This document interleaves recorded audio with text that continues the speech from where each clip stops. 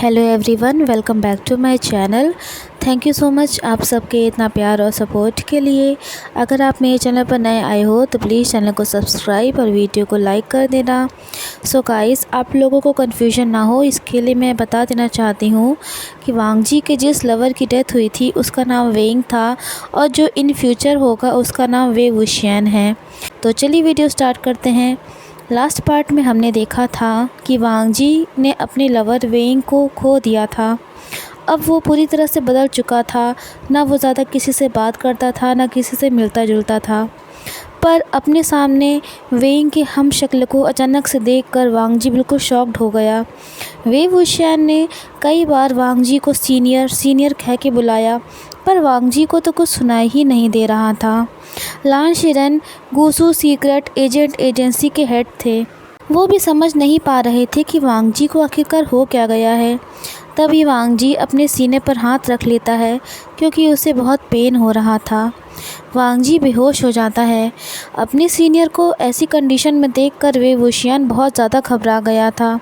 वो तुरंत ही वांगजी को अपनी गोद में उठा लेता है और जल्दी जल्दी उसे ले जाने लगता है। वहाँ पर मौजूद सभी लोग बहुत ज़्यादा अचंभित थे ये सब देखकर, क्योंकि आज तक किसी की भी हिम्मत नहीं हुई थी सीनियर वांगजी को इस तरीके से टच करने की या इस तरह का कुछ सोचने की भी। वेइंग जल्दी से वांगजी को लेकर डॉक्टर के रूम में पहुंचता है और कहता है, डॉक्टर प्लीज़ सीनियर को देखिए ना, न जाने अचानक से इन्हें क्या हो गया और ये बेहोश हो गए।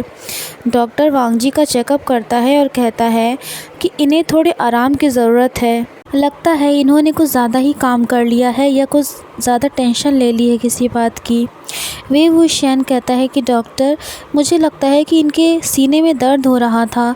डॉक्टर कहता है कि हमें इनके होश में आने का थोड़ा इंतज़ार करना चाहिए। वे वुशियन वांगजी के बगल में ही बैठा हुआ था। 2 घंटे बाद वांगजी होश में आता है। पहले तो वो समझ ही नहीं पा रहा था कि वो आखिरकार है कहाँ, पर बाद में उसे एहसास होता है कि वो डॉक्टर के रूम में है। वेइंग की भी आँख लग गई थी इतनी देर में, पर जैसे ही उसकी आँख खुलती है वो देखता है कि वांगजी होश में आ गया था। वो जैसे ही सीनियर वांगजी कहने ही वाला था कि तभी वांगजी उसे अपने सीने से कसकर लगा लेता है और रोने लगता है। वे वुशियन तो बिल्कुल शॉक्ड हो गया था। वो कहता है, वेइंग तुम कहाँ चले गए थे? तुम्हारे बिना मेरा एक एक पल जीना मुश्किल हो गया है। उधर वे वुशियन को कुछ भी समझ में नहीं आ रहा था कि सीनियर को हो क्या गया है। वो खुद को दूर करने की कोशिश करता है पर वांगजी उसे और कस के अपनी बाहों में पकड़ लेता है। वांगजी रोता जा रहा था और कहता है, वेइंग प्लीज़ मुझे अब कभी छोड़कर मत जाना। वे वुशियन को कुछ भी समझ में नहीं आ रहा था, पर उससे सीनियर वांगजी की ये हालत देखी भी नहीं जा रही थी। वो वांगजी को अपने से थोड़ा दूर करते हुए कहता है, सीनियर मेरा नाम वे वुशियन है, ना कि वेइंग। ये सुनते ही वांगजी को झटका सा लगता है। वो तुरंत ही अपने हाथों को वापस खींच लेता है। उसे लगता है कि ये क्या हो गया उससे। वे वुशियन कहता है, सीनियर आप ठीक तो हैं ना? वांगजी कहता है, हाँ। तभी वहाँ लान शिचन और जियांग चंग भी पहुँच जाते हैं। लान शिचन बहुत ज़्यादा परेशान हो गया था जब से उसने वांगजी के बारे में सुना था। तभी जियांग चंग की नज़र वे वुशियन पर पड़ती है। वो बिल्कुल फ्रीज़ हो जाता है उसे देखकर। वो कुछ बोलने ही वाला था कि तभी वांगजी कहता है कि अब मैं बिल्कुल ठीक हो चुका हूँ। वे वुशियन कहता है कि नहीं सीनियर, आपके तो हार्ट में दर्द हो रहा था, सीने में पेन हो रहा था। वांगजी कहता है कि नहीं, अब मैं बिल्कुल ठीक हूँ और मैं जाना चाहता हूँ। वे वुशियन बहुत ध्यान से वांगजी की ओर देख रहा था। वांगजी वे वुशियन से कहता है कि तुम क्लासरूम में जाओ, मुझे इन लोगों से कुछ बात करनी है। वे वुशियन का मन नहीं था कि वो वहाँ से जाए, पर वांगजी की नज़रें देखकर वो समझ गया था कि वहाँ से जाना ही बेहतर होगा उसके लिए। उसके जाने के बाद रूम में पूरी तरह से शांति छा गई थी। वांगजी जियांग चंग से कहता है, जियांग वैनियन मुझे एक बात बताओ, तुम क्या वेइंग का कोई जुड़वा भाई भी था? जियांग चंग जो पहले से ही शॉक्ड में था ये सब देखकर, पर किसी तरह से वो खुद को संभालता है। वो कहता है, वांगजी वेइंग मेरा रियल ब्रदर नहीं था और उसके पेरेंट्स की डेथ के बाद वो हमारी फैमिली के साथ ही रहता था, लेकिन मुझे उसके जुड़वा भाई के बारे में कुछ भी नहीं पता। तभी लान शिचन कहता है, वांगजी एक बार तो मैं भी चौंक गया था इस नए मेंबर को देखकर, पर ये हमारा वेइंग नहीं है। वो कहता है वांग जी, तुम्हारा वेइंग अब इस दुनिया में नहीं है। ये सुनते ही वांग जी की आंखों से आंसू बहने लगते हैं। फिर एक बार वो कहता है प्लीज़ ऐसा मत कहिएगा। लान शीचेन कहता है वांग जी, मैं तुम्हारी ऐसी हालत नहीं देख पा रहा हूँ। 2 साल से मैं कितनी कोशिश कर रहा हूँ कि तुम इस सब से निकल सको, पर तुम निकलना ही नहीं चाह रहे हो। वो कहता है वांग जी, अब तुम्हें अपनी लाइफ में आगे बढ़ना चाहिए। वांग जी अपने भाई की बात का कोई जवाब नहीं देता, वो बस रोता ही जा रहा था। उधर वे वुशियन क्लासरूम की ओर बढ़ रहा था, पर अभी भी उसकी आंखों में अपने सीनियर वांग जी की शक्ल नाच रही थी। वो सोचता है कि सीनियर मुझे वेइंग कहकर क्यों बुला रहे थे? क्या उनका कोई लवर था जिसका नाम वेइंग था? ये सब सोचते सोचते न जाने कब वे वुशियन अपने क्लासरूम में पहुंच गया, उसे पता ही नहीं चला। वो जैसे ही एंटर हुआ, वहाँ पर मौजूद सभी लोग उसे घूर घूर कर देखने लगते हैं। वे वुशियन को कुछ भी समझ में नहीं आ रहा था, क्योंकि आज उसका पहला दिन था और पहले ही दिन उसके साथ इतना कुछ हो गया। तभी उन मेंबर्स में से एक अपनी सीट से उठता है और वे वुशियन को अपने बगल में बैठा लेता है। सब उन्हीं की ओर देख रहे थे। वो मेंबर खुद को इंट्रोड्यूस करते हुए वे वुशियन से कहता है, हेलो, मेरा नाम नियो हेसांग है और तुम्हारे बगल में जो बैठा है उसका नाम वेनिंग है। वे वुशियन दोनों से ही हैंडशेक करता है। नियो हेसांग थोड़ा सा शरारती नेचर का था, पर उसी जगह वेनिंग शांत था, वो कुछ ज़्यादा बोल नहीं रहा था। नियो हेसांग कहता है, वे वुशियन, तुम उन सीनियर वांग जी को लेकर कहाँ गए थे? वे वुशियन कहता है कि डॉक्टर्स रूम में, क्योंकि उनकी तबीयत बहुत ख़राब हो गई थी। वेनिंग चुपचाप उन दोनों की बातें सुन रहा था। वे वुशियन कहता है, नियो हेसांग, क्या सीनियर वांग जी किसी वेइंग नाम के पर्सन से प्यार करते थे? नियो हेसांग ये सुनते ही बिल्कुल चुप हो जाता है। उसे समझ में नहीं आ रहा था कि वे वुशियन ये सब कह क्या रहा है। कुछ देर बाद वो कहता है कि आज तक हम में से किसी की भी हिम्मत नहीं हुई उनसे कुछ कहने की, ना ही पूछने की। किसी को भी नहीं पता है उनके बारे में कुछ भी। नियो हेसांग कहता है, वे वुशियन, सीनियर वांग जी बहुत स्ट्रिक्ट हैं, उनके बारे में हम में से किसी को कुछ भी नहीं पता है, ना ही तो आज तक उन्होंने कुछ बताया।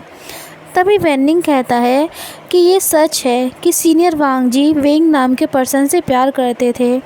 वे वुशियन और नियो हेसांग दोनों ही काफ़ी शॉक्ड हो जाते हैं। नियो हेसांग कहता है, अरे वेनिंग, तुम्हें ये सब कैसे पता है? वेनिंग कहता है कि मेरी बहन वेनशिंग और वेइंग की काफ़ी अच्छी दोस्ती थी, पर उन्होंने कभी मुझे कुछ ज़्यादा नहीं बताया और ना ही मैंने वेइंग को कभी देखा है आज तक। ये सब सुनकर न जाने क्यों वे वुशियन को एक अजीब सी बेचैनी होने लगती है। उसका दिल बहुत अंदर से परेशान था। उसे वो सब याद आ रहा था कि कैसे सीनियर वांग जी ने उसे अपने सीने से लगा लिया था और वो रो रहे थे। नियो हेसांग वे वुशियन से कहता है कि तुम किन ख्यालों में खो गए हो?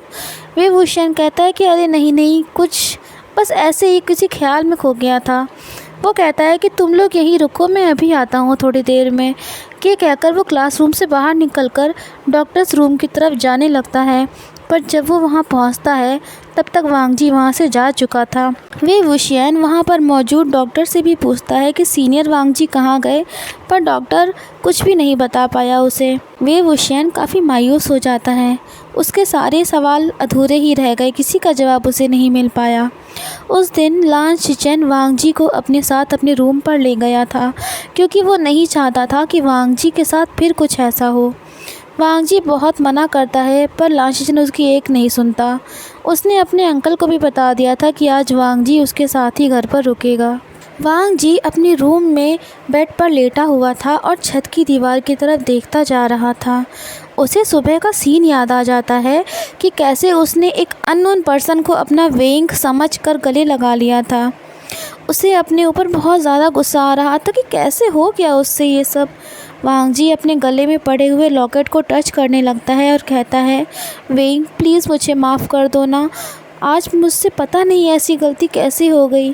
वो कहता है, वेइंग मुझे एक पल के लिए लगा कि तुम वापस आ गए हो, प्लीज़ वेइंग मुझे माफ़ कर देना, मैं तुम्हारे अलावा किसी से भी प्यार नहीं कर सकता। उधर वे वुशियन भी अपने बेड पर लेटा हुआ था और सीनियर वांग जी को याद कर रहा था। वो मन ही मन खुद से कहता है कि आज सीनियर ने मुझे अपने गले से क्यों लगा लिया था। और वो ऐसे क्यों रो रहे थे। वो सोचता है कि वो मुझे वेइंग कहकर क्यों बुला रहे थे। तभी न जाने क्यों अचानक से एक हल्की सी मुस्कान वे वुशियन के चेहरे पर आ जाती है। वो सोचता है कि वो वेइंग कितना लकी था ना, जिसे सीनियर वांगजी इतना ज़्यादा प्यार करते थे। उनकी आंखों में आंसू भी आ गए उसके लिए। सीनियर वांगजी कितने खूबसूरत हैं, स्मार्ट हैं, कितने टैलेंटेड हैं, न जाने कितने ही लोग उन्हें चाहते होंगे। वे वुशियन सोचता है कि काश मैं वेइंग होता। यही सब सोचते सोचते वे वुशियन को नींद आ जाती है। उधर वांगजी अभी भी रात में सोते वक्त वेइंग का नाम लेकर चीख उठता था, क्योंकि उसे आज भी वो सारे सपने आते थे कि कैसे उसने अपने वेइंग को खो दिया। पर उस दिन तो लान शिचन ने उसे संभाल लिया था। वो कहता है, वांगजी प्लीज़ संभालो खुद को। पर वांगजी को कुछ भी समझ में नहीं आ रहा था। वो चाहता था कि बस उसका वेइंग उसके सामने आ जाए और वो उसे गले से लगा ले और कभी अपने से दूर ना होने दे। सो गाइस, यहीं पर हमारा आज का ये पार्ट एंड होता है। प्लीज़ मुझे बताना ज़रूर कि कैसा लगा आपको ये। अगर वीडियो अच्छी लगी हो तो वीडियो को लाइक और शेयर कर देना। तो मिलते हैं फिर आपसे नेक्स्ट पार्ट में। Till then take care and bye bye.